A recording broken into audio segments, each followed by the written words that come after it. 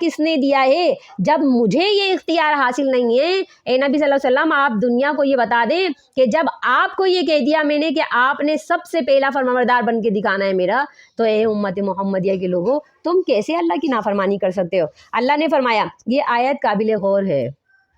اللہ یہ فرماتے ہیں، نبی صلی اللہ علیہ وسلم آپ فرما دیجئے، سورۃ الانعام کی آیت نمبر 15، قل انی اخاف ان عصیت ربی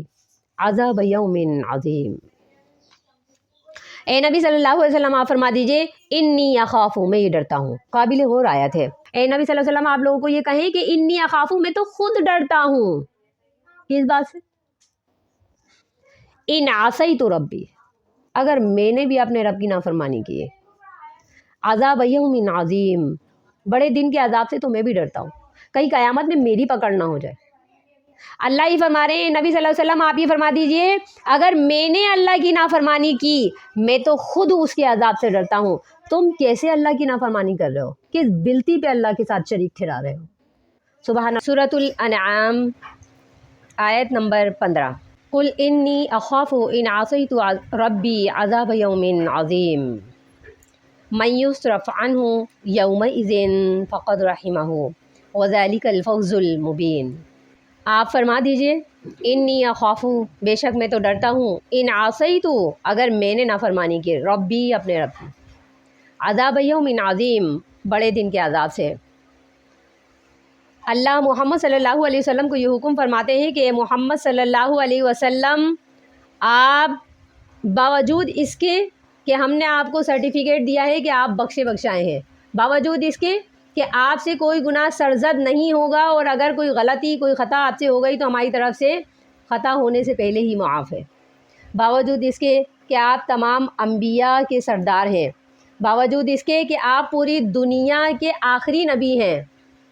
اور آپ ہمارے محبوب نبی ہیں، اس کے باوجود اگر ان عصیت ربی عذاب یوم عظیم آپ اعلان کر دیجئے کہ میں نے بھی اگر اللہ کی نافرمانی کی تو اے میری امت کے لوگوں، میں بھی اس بات سے ڈرتا ہوں کہ مجھے بھی اللہ قیامت کے دن عذاب میں نہ پکڑ لے۔ تو اللہ نے محمد صلی اللہ علیہ وسلم کی زبانی یہ اعلان کر کے جو ہمیں تنبیہ کی ہے، امت محمدیہ کو یہ تنبیہ کی ہے، پوری دنیا کو، کہ اگر نافرمانی ہو گئی، اگر کوئی غلطی ہو گئی، کوئی خطا ہو گئی، اللہ پکڑ کرے گا اگر اللہ کے نبی صلی اللہ علیہ وسلم نے بھی نافرمانی کی۔ تو اے امت کے لوگوں، کس بیس پر، کس بنیاد پر تم اللہ کی الوہیت کو جھٹلاتے ہو، اللہ کے ساتھ شرک کر رہے ہو؟ اللہ کہتا ہے کہ نافرمانی محمد اگر تم سے ہوئی تو ہم تمہیں بھی پکڑیں گے، اور یہ نافرمانی نہیں بلکہ کھلا شرک کرتے ہیں، اور کہتے ہیں کہ ہم اللہ کی الوہیت کے ساتھ اور لوگوں کو بھی شریک کریں گے، ہم اور لوگوں کو بھی سجدہ کریں گے۔ تو اللہ کے نبی صلی اللہ علیہ وسلم انداز یہ تھا سورۃ الانعام کا کہ اللہ نے پہلے اپنی الوہیت کا اس بات کیا، پھر محمد صلی اللہ علیہ وسلم کی رسالت کا اس بات کیا، ساتھ ساتھ اعتراضات کا جواب دیتے گئے، اور اب محمد صلی اللہ علیہ وسلم یہ فرماتے ہیں کہ اگر میں نے بھی اللہ کی نافرمانی کی تو اے لوگو، تم اللہ کے ساتھ جو شرک کر رہے ہو، تم جو اللہ کے علاوہ دوسرے لوگوں سے سوال کرتے ہو اور ان کے آگے سجدے کرتے ہو، تو مجھے بھی اللہ کی پکڑ سے کوئی نہیں بچا سکتا۔ من یصرف عنہ یومئذ فقد رحمہ، ہاں اگر اس کی پکڑ سے کسی کو بچا لیا گیا